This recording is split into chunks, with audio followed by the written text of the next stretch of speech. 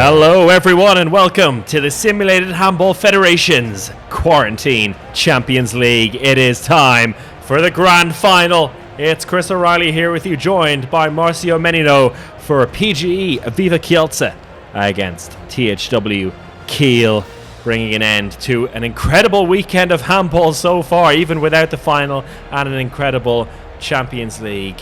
And Marcio, we got a big one on our hands today, and after yesterday's drama, well, can it top it today? That's the big question. It's true, Chris. Thank you for having me once more. And it's like you said, after yesterday's game and also the previous semi-final where Kielce won against Vardar, I think the biggest problem here was going to be who gets the KIE on the top of the match score, because both of them deserve it, and both of them are here because they were the best teams in the Champions League so far. That's why they're in the final. And we're just seconds away from the start of this final in the Lanxess Arena digital version. 18,000 fans to see Niklas Landin against Andy Wolf, Domagoj Dovniak against Igor Karacic, and all the rest of these players, and also the big coach battle between Talent Dushabayev and Philip Yika. We're just seconds away from throw off here, and I feel that if the rest of this Champions League, and particularly the semi-finals, are anything to go by, the goalkeeper battle here is going to be key. And we're underway now with the first attack of the game, and no surprise, it's a save by Niklas Landin. He gets us started here in the first minute, and down the other end the same by Andy Wolf. Opening minutes here, no goals so far, and hey, Marcio, Niklas Landin picking up where he left off on Saturday. I actually betted on the goalkeepers to be the crucial thing in this game, but didn't expect for like 4 minutes for the first goal. After 2 saves from each goalkeeper, Wolf and Landin, both of them know themselves so well. They played together. They know, Wolf especially know the tactics from Kiel.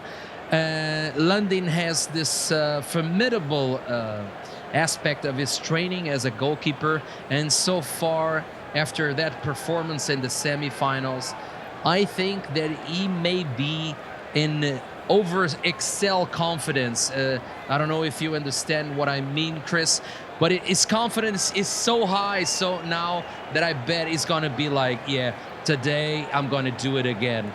And so far, Niklas Landin on top in this goalkeeper battle. We've got a few goals in here in the opening 12 minutes after another Landin save there. It's 4-3 to Kiel, and it's a good start overall for the backcourt from Kiel, whereas Kielce are a bit hit and miss. We now have Danny Dushabayev in temporarily at centre back, but he gets a ball into the line to Ewan McGinnigaldi, and another save by Landin. Goalkeepers on top here. A quarter of the game played already, and just 7 goals scored. This really is phenomenal stuff. Miha Zarabets darting in from the centre, going for the smaller, bit speedier player in the centre. Seems to be paying off for Kiel. It's a surprise that Domagoj Dovniak didn't get the start, but Zarabets doing a fine job so far. Another surprise in the team for Kiel is Ola Ramel coming in on the right wing. He gets one in to make it 6-3, and here a bit of danger for Kielce, Marcio.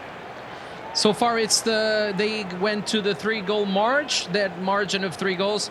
Kielce now with the 4th goal, but they're having a lot of problems in attack, Kielce, especially Alexander Dushabayev. We expected much more from him today, but it's actually Kulish who is taking the lead on the Kielce team, and I'm enjoying his game so far.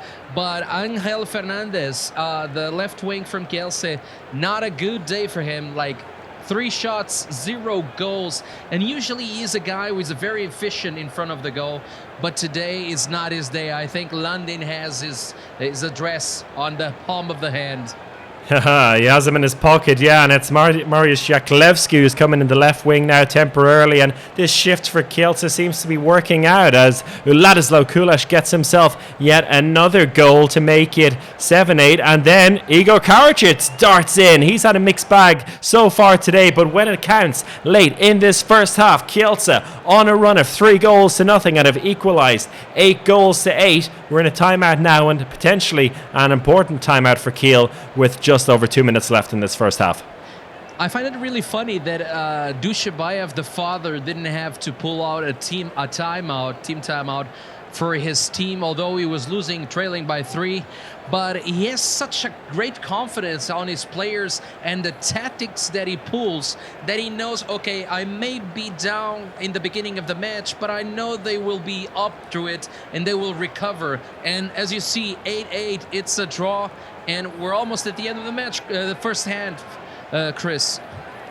And it's just Kiel who sneak into a lead right before the end of the half here, and then double it with Harold Reinkind goal. He's had a very good start to this final, and although Kielce did well to bounce back and equalise towards the end of the first half, that timeout by Kiel turned out to be gold as they came flying out in the final 2 minutes of the half to take a 10-8 lead. Fascinating stuff here in the opening 30 minutes of this Simulated Handball Federation final. Goalkeepers really dominating. Nicholas Landin, no surprise there, 57% save, and Andy Wolf having a very decent game himself on 44. But when you compare it, it's really clear to see that Kiel have the man in form. It is, Chris, and it's like you said, Wolf and Landin have really good percentages of efficiency for a goalkeeper, 42 and 55. But the problem is the wings. So far, Kielce has not been able to score from the wings except once. And this is not a usual thing in Kielce. They're more in the backcourt now with Karacic and Kulish.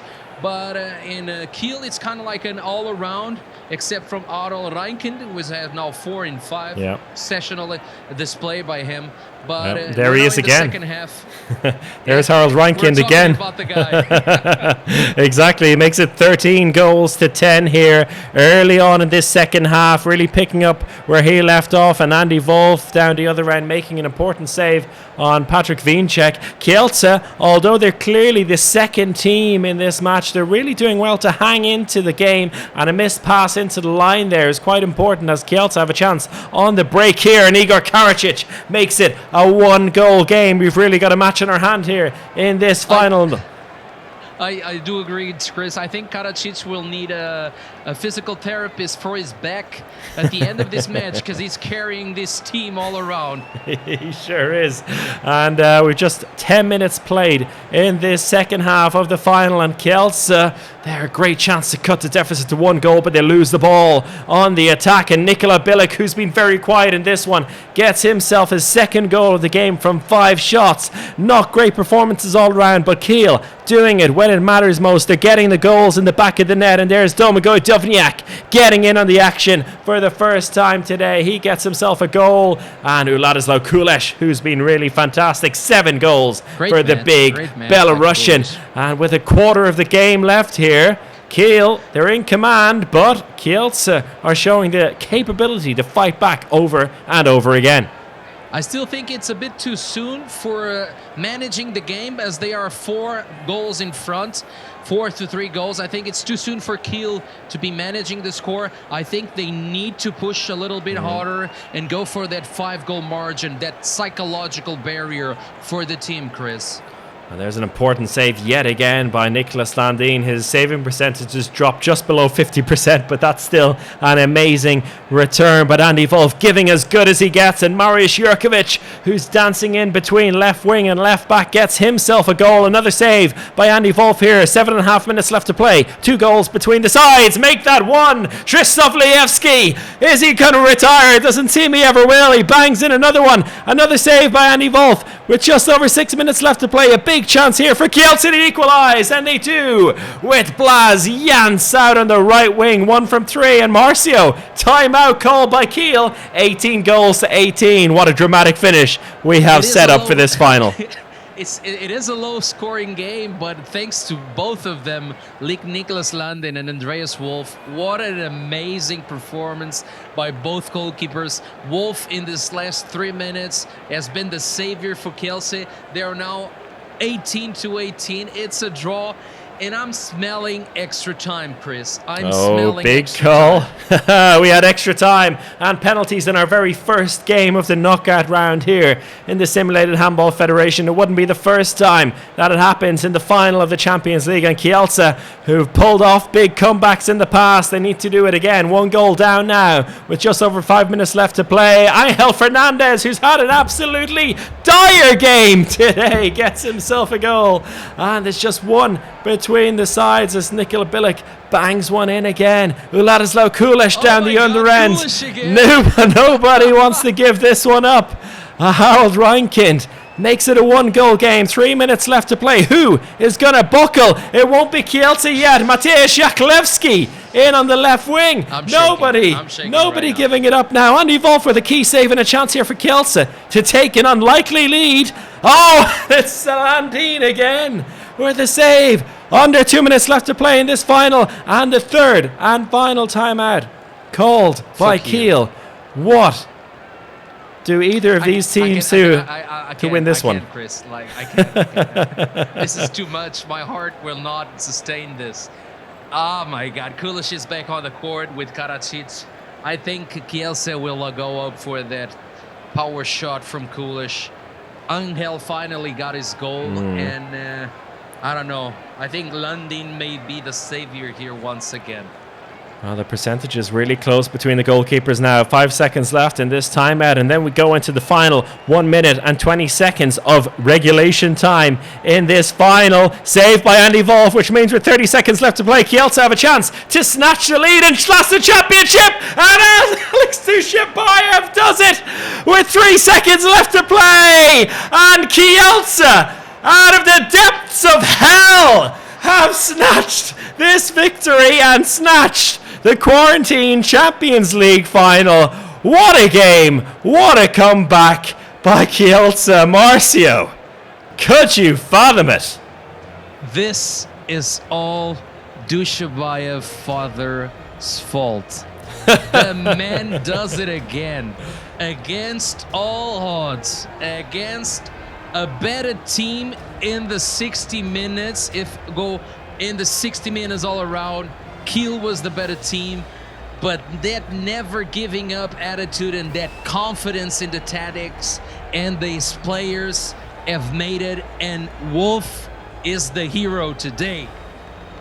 What a comeback. And Alex Dushabayev, he did it in the Euro final in January where he had a terrible game and then popped up with the winning goal with just a few seconds left. He does it again all day long. One shot, no goal, and then in the final 3 seconds of the game, he steps up and sneaks one past Niklas Landin to give Kielce the championship. Here's a quick look at the top scorers. And Ladislav Kulesh with an incredible 8 goals from 11 shots. He really kept Kielce in the game when they were dying. Igor Karadzic 4 from 7. Krzysztof Lievski 3 from 3 out of absolutely nowhere. Harold Reinkind and Michał Zarobec doing the best of the business for Kiel, but it's not enough today. We'll have a look at the goalkeeper stats. Goalkeepers, of course, 43-41. It's just like no big difference there. Brilliant Both of them performances. deserved the win. Both of them did the utmost to get their win, but it's Wolf in the end who gets it, who gets the championship. But I'm actually anxious to know who was MVP here. Who was the player of the match? There's a few different choices, and it's going to pop up now. Who is our MVP? It's Ladislav Kulesh.